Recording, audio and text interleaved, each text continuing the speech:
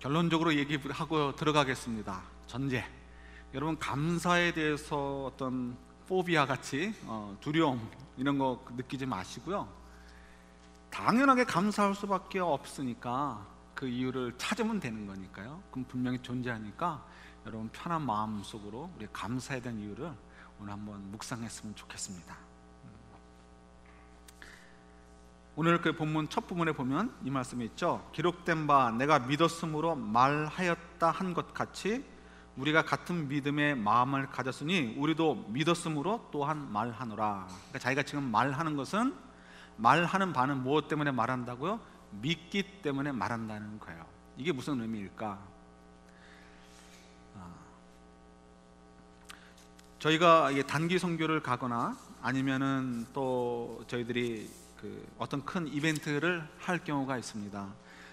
그렇게 되면 그 모든 것들이 끝난 다음에 이제 삥 둘러 앉아가지고 일종의 애프터를 하죠. 그때 뭘 하죠? 서로 어떤 느꼈던 점들, 감사한 내용들을 이야기하게 됩니다. 건강한 이렇게 공동체라면 그 모임을 가질 때 어떻게 하겠어요? 좋은 얘기들 나오겠죠. 무슨 좋은 얘기가 나와요? 힘들었어도 이 일의 중심은 누구였다? 하나님이었다. 이런 것들이 나오게 됩니다. 단기 선교 가가지고 제일 기억나는 것 중에 하나도 베네수엘라 갔다가 올 때 고생 많이 했습니다. 그때 올 때 이제 마지막 날 비행기를 타기 바로 전날 밤에 이제 늦게 도착을 해서 비행장 근처죠. 그래서 이제 하룻밤 모텔에서, 말은 호텔인데 뭐 호텔이라고 얘기해 뭐한 그런 곳에서 잠을 자게 됩니다. 바퀴벌레도 왔다 갔다 하고 이불도 없고 뭐 그런 곳이에요. 하룻밤 자지만 그래도 그게 얼마나 좋아요. 그동안은 시멘트 바닥에 오픈되어 있는 그냥 밖에서 자다가 이제 처음으로 안에 자게 됐죠. 안에서 자게 돼서 좋다는 것이 아니고 저녁에 모여서 또 얘기를 하게 됩니다. 너무너무 지난 열흘간 혹은 한 주간이 힘들었는데 너무 감사하다, 이런 얘기를 돌아가면서 이래서 좋았고 누가에게도 감사하고 이런 얘기를 하게 됩니다. 결론은 뭐예요? 그 중심에는 정말 하나님께서 우리를 여기로 인도해 주셨고 하나님께서 우리를 사용해 주셨습니다, 이런 얘기들 나오게 되죠. 근데 그런 얘기들을 하다 보면 좀 쭈삣쭈삣하는 분들이 있어요. 왜 그렇죠?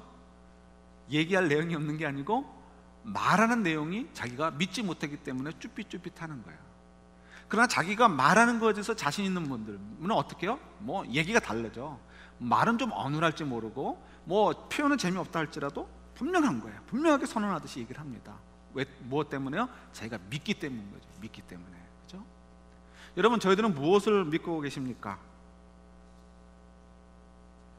무엇을 믿으시죠? 우리 그거 한번 생각해 봤으면 좋겠어요. 오늘 요 내가 믿음으로 말한다라는 이야기는 일종의 이 어떤 이 수고 내지는 아니면은 한국말로 얘기한다면 속담처럼 속담이라고 얘기될지 모르겠습니다. 너무나 잘 아는 고사성어 같은 내용이에요. 어디서 나오는 거냐면 우리 이스라엘 백성들이 예배 드릴 때 많이 부르는 이 찬송가에 나오는 내용, 시편에 나오는 내용입니다. 시편 116편에 나오는 말씀인데요. 시편 116편은 이렇게 개인들이 갖고 있는 감사, 땡스기빙을 이제 하나님께 고백하고요. 그러면 그 고백을 듣는 사람들이 함께 이제 받아줘가지고 부르는 노래가, 찬송이 바로 이 116편 찬양입니다. 이제 사람들이 성전뜰에 모여가지고 제사를 드리는데 이제 제사를 드리는 사람이 나와서 얘기하겠죠. 저는 이렇게 하나님께서 어려운 상황 속에서도 건져 주셨어요. 하나님께서 나의 기도를 들어주셨어요. 너무너무 감사해요 해서 이야기를 하게 됩니다. 그러면 사람들이 어떻게 돼요? 그걸 화답하죠. 화답하면서 이제 부르는 찬양이 바로 이제 116편 찬양이기도 합니다. 자, 이 찬양에 보면 내가 믿음으로 말한다라는 내용이 있고요, 그걸 갖다 그대로 인용하는 것이 오늘 본문 내용이기도 합니다. 우리 시편 116편 내용을 조금만 보면서 무엇을 믿는가에 대한 얘기를 좀 먼저 하고 갔으면 좋겠어요. 내가 말할 수 있는데 내가 믿기 때문에 말한다는데 뭘 믿느냐는 거예요. 우리 첫 번째 보면요, 시편 116편 보면 5절에 이런 말씀이 있습니다. 6절에 이런 말씀이 있어요. 우리 한번 찾아볼게요. 우리 1부 예배 때는 찾지 않았지만 우리 2부 예배 때는 찾아보도록 하겠습니다. 오늘 성경 두 군데 찾습니다. 시편 116편 6절. 우리 스크린에 떴으니까 스크린 참조하셔도 좋을 것 같아요. 우리 한번 같이 봤습니다. 여호와께서 순진한 자를 지키시나니 내가 어려울 때 나를 구원하셨도다. 지금 하나님께 감사할 내용, 땡스기빙을 얘기하고 있는데, 노래하고 있는데 그 중에 하나가 뭐예요? 나를 어려운 가운데서 구원하셨다는 거예요. 근데 어떤 사람을 하나님이 구원하신다고요? 순진한 자. 순진한 자는 뭘까요? 세상의 때가 조금 덜 묻은 사람이 순진한 사람이다라고 저희는 국어적인 의미로 이해를 하고 있습니다. 과연 그럴까요? 성경에서 순진한 자, 성경에서 어떤 사람을, 어떤 그 특성들을 얘기할 때는요, 우리가 하나님과의 관계에서 이해를 해야 됩니다. 우리가 그냥 세상의 언어로 이해하시면 안 되고요, 하나님과의 관계 속에서 이해를 하셔야 돼요. 이 순진한 자라는 것은 세상의 때가 좀 덜 묻은 사람들, 이런 의미가 아니고요, 이제 히브리 말로 뭐 패티 혹은 또 페타이 이런 이제 단어로 사용을 하는데요, 이거는 이제 영어로 얘기한다면 뭐 foolish 한다든가, 아니면은 뭐라 해야 될까요? open minded 한 거, 아니면 심플한 사람, 이런 그 단순하고 순박한 사람, 한국말로 순박하다고 얘기할 수 있겠죠. 이런 사람을 얘기합니다. 근데 이것이 세상을 향해서 순박한 게 아니고요, 누구를 향해서? 하나님을 향해서 그냥 단순하게 생각하는 사람을 얘기하는 거예요.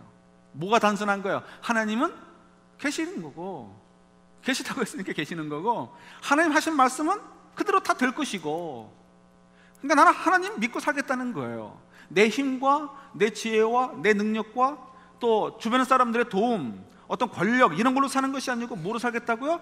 세상의 주인이신 하나님, 온 우주를 만드시고 다스리시는 그 하나님, 그 하나님을 난 믿기 때문에 그 하나님을 의지해서 살겠다, 전적으로 그렇게 하는 것, 그것이 바로 뭐라고 표현한 거예요? 순진한 사람이라고 표현하는 거예요. 순진한 사람. 신약에서도 표현하죠. 신약의 순진한 사람이 누구예요? 이렇게 생각하면 쉽겠죠. 세상의 때가 조금 덜 묻은 사람을 표현할 때 성경에 뭐라고 나와요? 어린아이, 어린아이. 그죠? 우리가 잘 알아요. 어린아이 하면 저희보다 세상에 때가 덜 묻은 사람, 이렇게 이해할 수 있습니다. 근데 여러분 생각해 보세요. 정말 어린아이와 같은 사람이 하늘나라에서 크다, 어린아이와 같지 않으면 천국에 갈 수 없다, 어린아이들이 그만큼 착해요? 그렇지 않죠. 어린아이들도 조금 표현이 순진할 뿐이지 악하고요, 그리고 죄가 다 있죠. 어린아이들이 갖는 강점, 그래서 성경에서 얘기하는 어린아이의 특성은 뭐죠? 여러분 잘 아시죠? 뭐예요? 그냥 엄마 아빠가 하는 얘기를 하면 어떻게 해요? 그냥 무조건 믿는 거잖아요. 믿는 거. 아이들이 TV를 너무 봐요. TV를 슬쩍 꺼버리고 작동을 이렇게 엉터리를 해놓고는 뭐라고 얘기합니까? 이제 TV가 끝났네 얘기해요. 그럼 아이들은 어떻게 해요?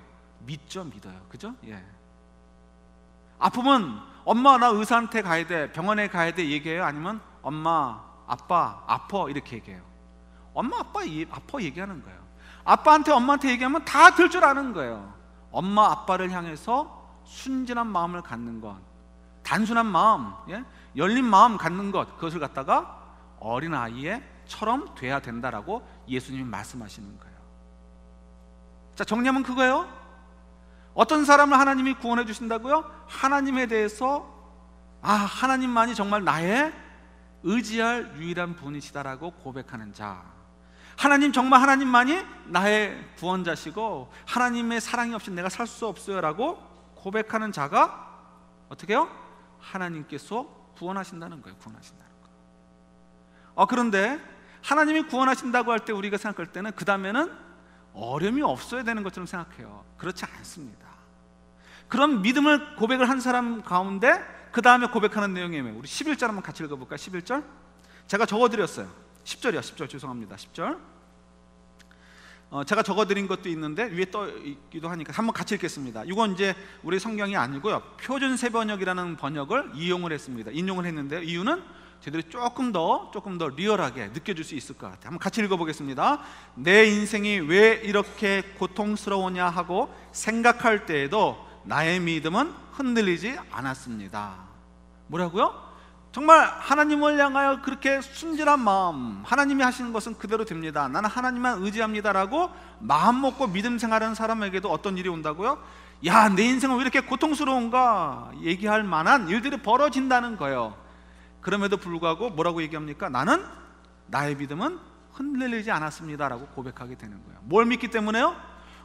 보이는 환경 때문에 흔들리는 것이 아니고 뭘 믿기 때문에? 하나님을 믿기 때문에 그렇다는 거예요. 여러분 그 하나님을 믿으십니까? 하나님 너무 만만한 존재가 되어버렸죠. 참 이게 저도 이 브레인 워시하는 게 너무 힘들고요, 제가 볼 때 여러분들도 많이 힘들어 하시는 것 같아요. 하나님이 나한테 뭐 주셨는데 뭐 안 주셨는데 이거 가지고 딜하잖아요. 그죠? 근데 하나님이 얼마나 큰 분인가, 하나님이 어떤 분인가를 알게 되면, 그죠? 온 우주를 다스리시고 창조하시고 인도하시는 분이다 깨닫는다면, 먼지 못한 지구 속에서, 그 속에서도 먼지 못한 존재인 저희들을 기억하시고 사랑해 주시고 하나님의 자녀로 부르시고 인도해 주신다는 것을 깨닫는다면 어떻게 해요? 그 다음에 우리가 다른 얘기할 거 없어요. 우리 시편 기자처럼 116편 10절 말씀처럼 내 인생이 왜 이렇게 고통스러우냐 하는 생각이 들 때에도 뭐라고 얘기할 수 있어요? 나의 믿음은 흔들리지 않습니다 라고 얘기할 수 있다는 거예요. 그러니까 우리가 정말 우리가 무엇을 믿는가를 먼저 우리가 잘 생각해야 돼요. 제가 요즘 자꾸 이런 말씀들을 몇 달째 강조합니다. 복음을 전하는 마음으로 전해요. 우리가 너무 우리 복음을 잘못 방향을 정해가지고 잘못 믿고 있기 때문에 그런 것 같아요. 그래서 이걸 자꾸 원색적인 복음으로 돌아가고 싶어가지고 자꾸 강조를 합니다. 여러분 잘 따라보시면 좋을 것 같아요. 두 번째 생각할 것, 그렇다면 우리는 무엇을 감사할 수 있냐는 것입니다. 우리 마태복음 4장 찾아볼게요. 마태복음 4장 찾으신 다음에 읽고 덮지 마세요. 6장도 또 볼 거니까. 마태복음 4장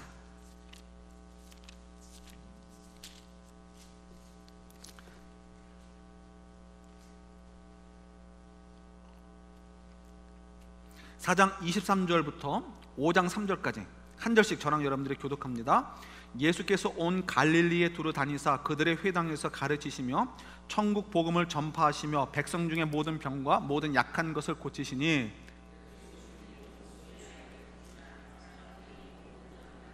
곧 각종 병에 걸려서 고통당하는 자, 귀신 들린 자, 간질하는 자, 중풍병자들을 데려오니 그들을 고치시더라. 갈릴리와 데가볼리와 예루살렘과 유대와 요단강 건너편에서 수많은 무리가 따르니라.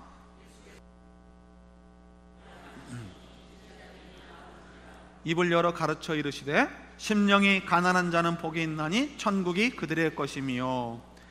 지금 예수님 주변에 많은 사람들이 몰려들었습니다. 많은 사람들이 몰려들었는데요, 그들은 어떤 사람들이죠? 각색 병들이 있는 사람들이에요. 뭐 중풍병자, 귀신 들린 자, 간질하는 자, 이런 사람들이 왜 예수님 주변에 몰려들었겠어요? 다른 곳에 가봐야 고치지 못하는 사람들인 거예요. 그죠? 만약 병원에 가서 고칠 수 있는 사람이면 예수님께 오겠습니까? 올 이유가 없죠. 병원 가서 그냥 고쳐버리면 되잖아요.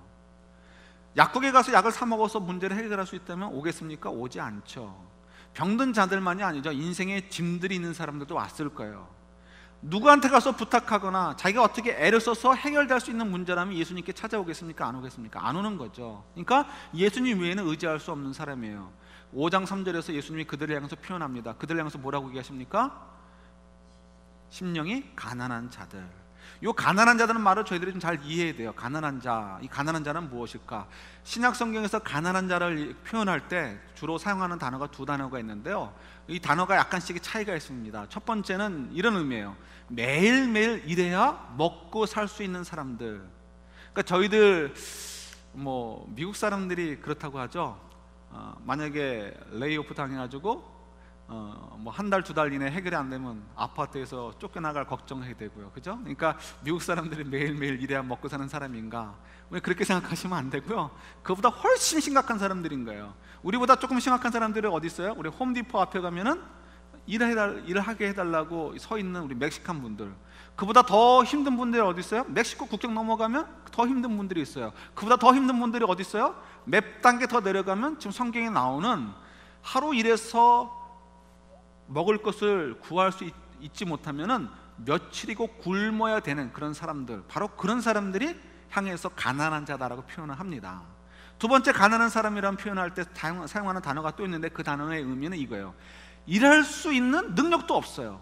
일할 수 있는 능력도 없어가지고 그야말로 구걸해가지고요, 구걸해서 이게 뭔가를 동량을 받지 못하면 또 며칠이고 굶을 수밖에 없는 사람, 그런 사람을 갖다가 가난한 자라고 얘기를 합니다. 그런 사람은 어떻게 굉장히 절박한 거죠.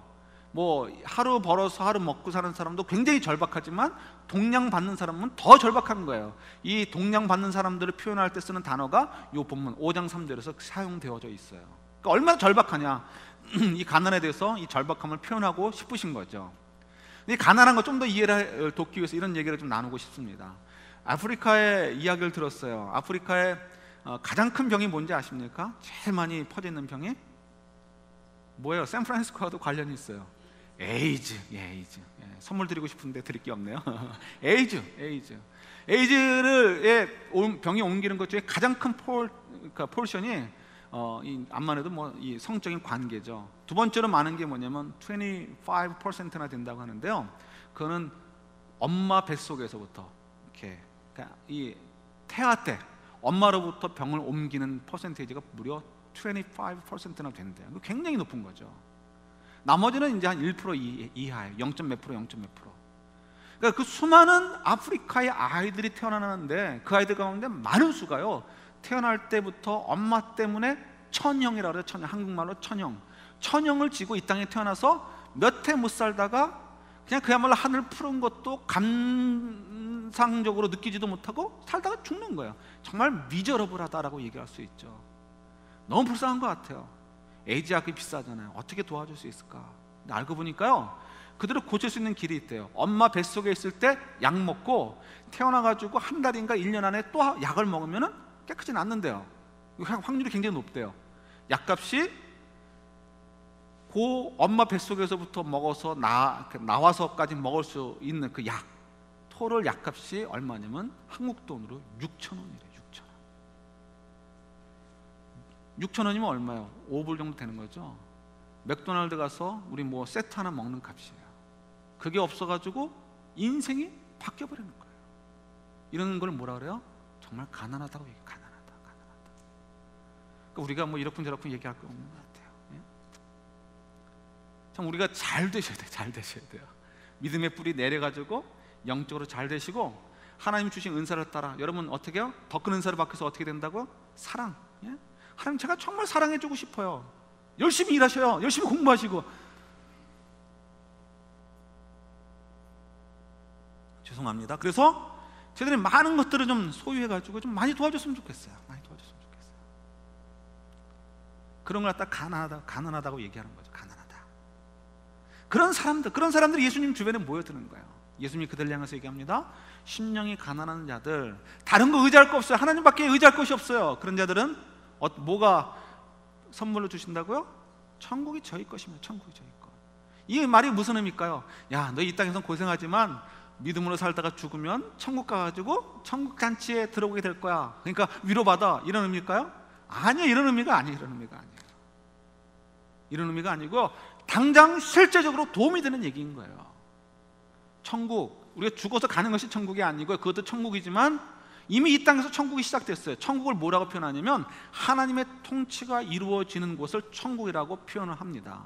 하나님의 통치, 그러면 통치는 우리 머릿속에는 좀 배드 이미지가 있죠. 간섭하고 억압하고 억누르고 요구하고 하는 것을 통치로 우리가 이렇게 이해하는데, 이제 성경에서 얘기하는 통치는 그게 아니고 하나님께서 우리에게 아버지 노릇해 주시고 왕 노릇해 주시고 우리를 사랑해 주시고 도와주시고 의의 길로 가도록 격려해 주시고 하는 것들을 통치라는 표현으로 사용을 합니다.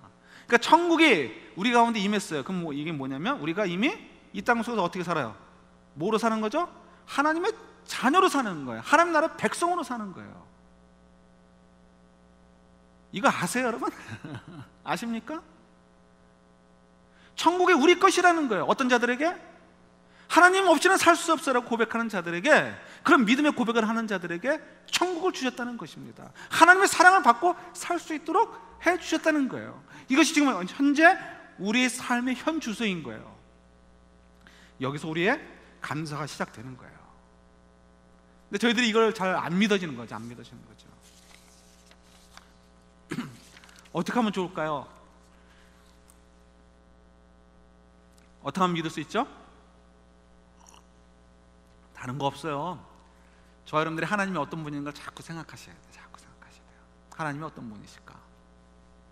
어느 그 분이 올려놓은 인터넷에 올려놓은 글을 보았습니다. 그분이 이제 뭐 자기네 가족들이 좀 특이한 면을 이제 웃으라고 적어놓은 글이더라고요. 좀 이렇게 좀 뻔뻔스러울 정도로 이렇게 좀 유머러스하게 살면서 또 그냥 이렇게 뭐 그렇게 사는 분들 이야기예요. 간단한 것만 소개해드리면 이런 얘기예요. 삼촌 얘기인데, 삼촌은 이 피라미드 그 있죠, 다단계 장사를 하시는 분인데 뭐죠? 옥으로 만든 요 파는 분이에요. 근데 그분의 삼촌의 좌우명이 있다는 거예요. 부모도 고객이다, 이런 좌우명을 갖고 산다는 거예요. 그런데 여러분 한국 가면 그런 분들 있죠. 사람 많은 데 가면 도를 아십니까? 이런 분들이 있어요. 어느 분이 삼촌에게 찾아왔습니다. 도를 아십니까? 잠시 후에 도를 아십니까? 하는 분이 손에 뭘 들고 갔겠어요? 옥장판을 들고 갔다는 거예요. 그만큼 이제 그런 집안인 거죠. 아빠하고 아들이 사는데요. 이제 그 글을 쓴 분이 아들이죠. 엄마가 어렸을 때 돌아가셨는데 아빠가 그냥 세장가 안 가시고 같이 사나 봐요. 그러니까 어떻게 살겠어요? 남자 둘이 사니까 싱크대에는 항상 수북히 뭐가 쌓여있겠죠? 밥도 없고 반찬도 떨어졌고, TV 보다가 이제 귀찮으니까 어떻게 해요? 중국집에 전화해야죠. 짜장면 시켜 먹어야죠. 전화하려고 그러는데 마침 띵동했어요. 아파트인가 봐요. 문을 열어줬더니 빼꼼히 얼굴을 집어넣는 사람이 있었습니다. 젊은 누나였대요. 예수를 믿으세요, 이렇게 얘기를 했다는 것입니다. 귀찮죠? 문 닫으려고 하는데 아빠가 들어오세요 그러더라는 거예요. 들어가서 5분 동안 얘기를 서로 주고받다가 아빠가 얘기를 합니다. 혹시 밥할 줄 아세요? 네, 그랬겠죠. 복음을 전하는 중에 있었으니까. 된장찌개도 끓일 줄 아세요? 어떻게 했겠어요? 부엌에 가서 40분 동안 밥 해주고 또 된장찌개 끓여주면서 얘기를 나눕니다. 그러면 이제 그때마다 아빠는 어떻게 해요? 들어주면서 네. 그리고 아멘 하고는 밥을 먹는 거예요. 그럼 어떻게 했겠습니까? 그 누나가 이제 갔어요. 또 왔겠어요, 안 왔겠어요? 그 다음부터는 절대 안 오는 거죠. 예. 그런데 이제 그 친구 얘기가 그래요. 믿는 자들이 자주 왔으면 좋겠대요. 좀 와가지고 좀 따뜻한 밥도 좀 자주 해주고 된장찌개도 좀 끓여줬으면 좋겠다는 것입니다. 그런 사역도 좀 해야 되나 싶어요. 우리가요, 그걸 지혜롭게 좀 보시면 좋을 것 같아요. 그들에게는 어떻게 보면 그 아이가 장난으로 글을 올렸지만 그에게는 따뜻한 밥, 엄마가 없을 때 해주는 그 된장찌개, 그게 참 너무너무 반갑고 눈물 날 만큼 고마울지 모르겠어요. 그러나 실제로 정말 좋은 건 뭐예요? 그 젊은 누나가 갖고 오려고 했던 생명의 복음이잖아요. 여러분, 이 가치의 차이를 비교하실 수 있으세요? 아니죠. 솔직한 얘기로 우리도 뭐가 더 좋아요? 따뜻한 밥과 된장찌개가 더 좋아요. 근데 여러분, 저희들이 이걸 아셔야 돼요. 이걸 아셔야 돼요. 이게 하나님, 예수 그리스도의 그 복음이 얼마나 귀하고, 예수 그리스도께서 우리의 주인 되어주시고 하나님 우리의 아빠 아버지 되어주신다는 것이 얼마나 놀라운 사실인가, 그게 얼마나 가치 있는 것인가를 알아야 돼요. 그렇지 못하면 어떻게 돼요? 야, 믿는 자들이 와가지고 가끔 와서 밥이나 해주다가 갔으면 좋겠다, 이렇게 생각하는 그런 기대 밖에는 못하는 인생을 살다가 끝날 수 있습니다. 우리 그래서 하나님이 어떤 분인가 잘 생각을 해야 돼요.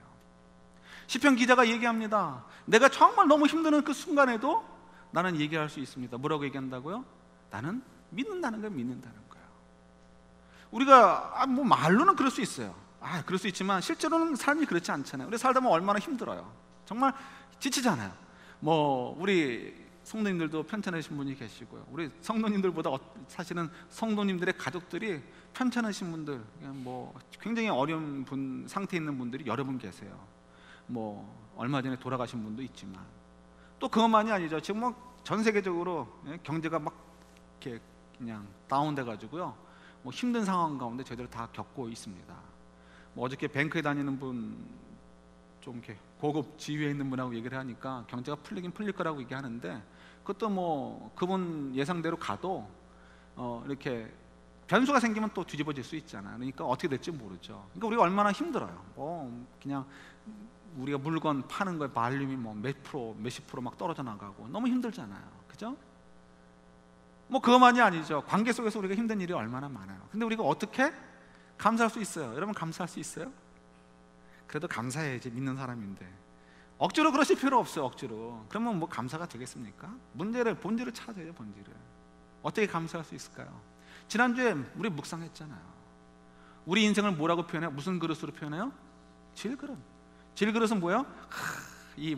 고급한 순수함을 나타내는 이 질그릇이 아니고 부족한 것, 고통받는 인생, 뭐 인격적으로 이게 별 볼 일 없고, 실력적으로 별 볼 일 없고, 육체적으로 연약하고, 삶이 고난하고 하는 걸 갖다가 표현할 때 질그릇으로 표현했다고 얘기했잖아요. 그죠? 우린 질그릇 같은 인생이에요. 그런데 뭘 감사해요?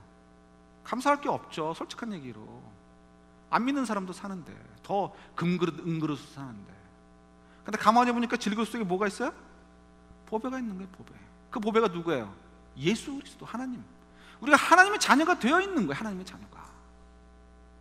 그런데 왜 질그릇을 우리에게 허락하셨어요? 왜 우리가 질그릇과 같이 살아야 돼요? 이유는 우리 젊은이들의 표현대로 뭐라고요? 하나님 우리 사랑하셔서 사랑의 마법의 장치, 사랑의 마법의 장치. 사랑을 안 해보셔가지고 모르십니까? 우리가 땀만 먹으려고 하면은 걸리는 거야. 그래가지고 내가 사랑할 사람은 거기 있구나 생각하게 하는 것처럼, 우리가 조금 땀만 먹으려고 하고 하나님 향해서 마음 가지 않으려고 하려고 하면 걸리는 거예요. 뭐 걸려요? 병에 걸리거나, 사람과의 관계 속에 문제가 걸리거나, 힘든 일이 걸리거나, 아니면 내가 참 인격적으로 부족하거나 내 실력이 별 볼 일 없구나 깨닫는 걸 통해서 어떻게 해요? 그렇지, 나는 하나님 외에는 의지할 게 없어, 나는 정말 하나님밖에 없어. 이게 신세한탄이 아니고 어떻게 되는 거예요? 감격과 감사가 되는 것. 이 사랑의 마법장치인 거예요. 질그릇이. 그러니까 어떻게 우리가 하나님이 어떤 분인가만 알게 되면 인생이 달라 보이게 되는 거고요. 비록 내 모습이 질그릇과 같은 인생이라 할지라도 내가 보배를 소유했다는 것 때문에 감격과 감사로 살게 되는 거예요. 그러니까 어떻게 항상 기뻐하고 범사에 감사하라는 거예요. 이거는 행동 강령이 아니고요, 우리가 그럴 수밖에 없는 존재니까 너희 그렇게 살아. 매뉴얼에 너희들의 인생은 이런 거야 라고 알려주시는 매뉴얼이에요. 매뉴얼. 우리가 엔조해야만 되는 거예요. 즐기면 되는 거예요. 근데 우리가 뭘 못 보기 때문에 그래요? 하나님을 못 보기 때문에 그런 거예요. 우리 오늘 찬송가 불렀죠? 588장 4절에 어떤 내용이 있었죠? 4절에 한번 띄워주실래요? 우리 마태복음 6장 갑니다. 우리 덮지 말라 그랬는데 마태복음 6장 보세요. 제가 덮었습니다. 마태복음 6장 4절 보세요. 4절 보시면 너는 4절이 아니죠. 죄송합니다. 이거 찬송가 4절 위에 보세요. 너는 먼저 주의 나라와 그의 일을 구하면 하나님의 모든 것을 너희에게 주시리. 후렴이 재미있죠? 내일 일을 위하여서 아무 염려 말지니 내일 염려하지 말라. 오늘 고생 족하다. 이게 무슨 뜻일까요? 네? 언뜻 생각하면 이렇게 될 수 있어요. 야, 오늘 너 사느냐고 얼마나 힘들었냐, 내일 걱정까지 하면 너 스트레스로 터져 죽는다, 이런 얘기 같지 않습니까? 그러니까 스트레스 터져 죽지 않으려면 오늘 걱정 오늘 하고 내일은 내일 해라, 이런 거 같잖아요. 이러면 우리 인간끼리야 이럴 수 있지만 하나님이 이렇게 말씀하시면 우리 섭섭하죠. 말도 안 되는 얘기죠. 하나님 믿을 필요도 없죠.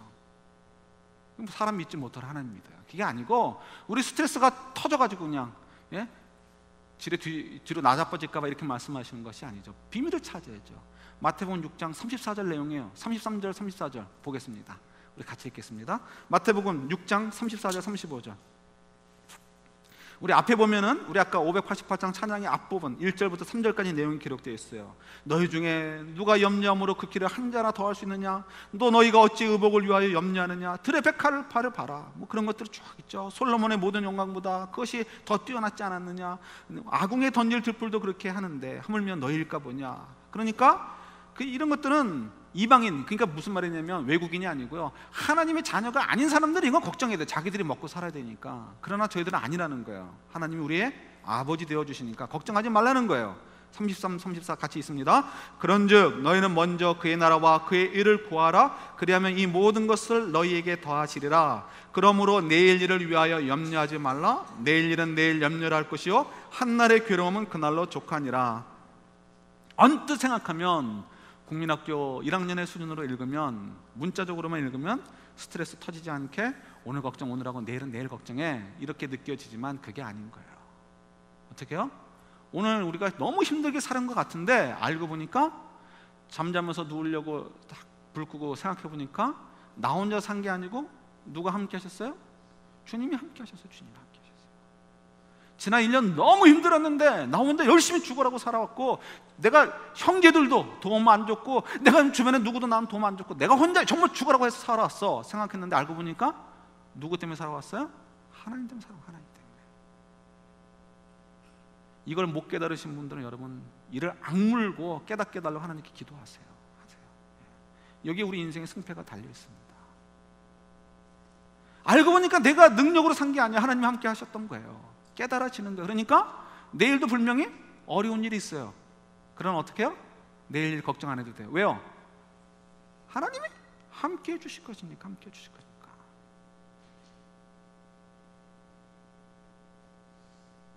믿어지십니까? 오늘 주보에 넣어드린 게 있어요. 우리 철이 형제, 노철 형제 있죠? 몇 년 전에 저희 교회 잠깐 다니다가 뉴저지로 갔죠. 가가지고 뭐 어려운 일을 당했어요. 젊었을 때 믿음 없으니까 술을 좀 먹었는데 술 먹고 나갔다가 강도 사건에 오해를 입어가지고 체포가 돼가지고 1년이 넘게 지금 교도소에서 있습니다. 이제 재판을 계속 받아야 되는데 자꾸 연기만 돼요. 그런데 이제 좋은 소식은 DNA 검사를 했는데 이 피해자에서 나온 DNA와 철이 형제의 DNA가 일치되면 무조건 범인이지만 일치가 안 돼요. 그러니까 이게 범인이 아니란 얘기죠. 그러니까 뭐 물론 이제 철이 형제도 그 얘기를 해요. 자기가 혹시라도 술 먹고 실수했을까 걱정이 안 되는 건 아니지만 자기는 절대로 그렇지 않았다는, 그런 일 할 이유도 없고 이유도 없다는 거죠.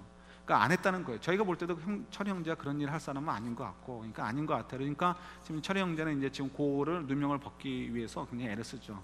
만약에 돈이 있어서 변호사를 좀 좋은 사람 썼으면 아마 나왔을 것 같은데 돈이 없으니까 몸으로 때우는 거죠. 그러니까 참 마음이 아파요. 지금 이 순간에도 교도소에 혼자 있는다는 것이 참 마음이 아픕니다. 믿음이 없는 형제였어요. 그런데 편지를 2주 전에 받았습니다. 오늘 땡스기빙에 함께 나누고 싶어서 오늘 인쇄를 해서 드렸습니다. 이분이 여러분이 읽어보시고요. 이런 얘기가 있어요. 처음에는 예수 믿는 사람들의 친절함이 부담스럽고 이유 없이 울며 기도하고 찬양하는 것이 어색하기만 하다가 이제 저도 담담하게 주님을 찬양할 수 있게 되어 기쁩니다. 오래전에는 마음속으로 예수 환자들이 또 시작을 하네 라고 생각하며 비웃었지만 지금은 저도 그런 환자가 되기를 원합니다. 그러면서 이렇게 또 중간에 보면요, 저는 하나도 두렵지 않습니다. 그리고 불행하다고 느끼지 않습니다. 언젠가는 새로운 시작이 있게 될 것이며 그때쯤 주님께서 더 좋은 길을 마련해 주시리라 믿습니다. 그러니 어찌 행복하지 않겠습니까?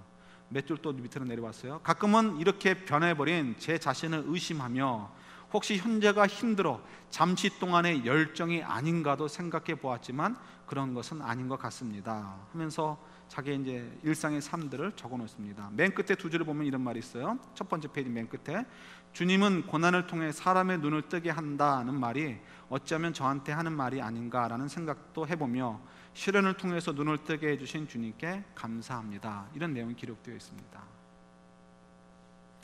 저에게 참 좋은 이렇게 선물이다라고 생각을 합니다. 여러분, 저희는 하나님의 자녀로 살고 있어요. 우리가 비록 어려움이 있고 고난이 있어요. 사단은 우리 눈을 흐리게 합니다. 야, 너 뭐 잘난 거 있냐? 믿어서 뭐 나은 게 뭐가 있냐? 믿지 않는 자들이 더 잘 되지 않느냐? 우리가 그런 거 보면 마음이 흔들릴 때가 있습니다. 왜 없습니까? 흔들릴 때가 있죠. 그러나 그때일수록 우리가 흔들리지 않아야 되는 거죠. 왜요? 진리가 다른 곳에 있기 때문에 그렇습니다. 진리 가운데 우리에게 말씀하시는 바가 뭐예요? 하나님 살아계시고 하나님이 우리를 자녀로 삼으셨다는 거예요. 그리고 하나님이 우리를 사랑해 주신다는 거예요. 우리가 이걸 믿어야 말할 수 있는 거예요. 말할 수 있는 거예요. 저와 여러분들이 말을 해야 됩니다. 말할 것이 있어야 돼요. 믿지 못하는데 어떻게 말할 수 있겠어요?